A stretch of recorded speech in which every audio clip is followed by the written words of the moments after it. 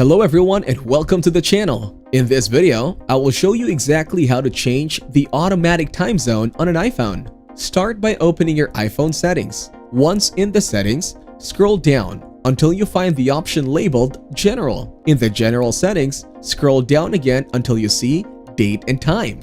It is a section where you can manage your device's time settings. Tap on Date and Time, and you will see a toggle switch next to Set Automatically. Turn this toggle off by tapping on it. After turning off Set Automatically, a new option will appear below. Tap on it to change the time manually. Adjust the time to the desired setting by tapping the numbers or using the scroll wheel, depending on your iPhone model. Once you have set the time, go back to the Date and Time menu. This time, tap on Time Zone. Enter the city you are currently in. This helps your iPhone automatically adjust the time zone based on your location. After entering the city, you will notice that the time has changed to match the selected time zone. Thank you everyone for watching. Hope you got some value. Make sure to like the video and subscribe to our channel. Leave a comment down below and see you in the next one.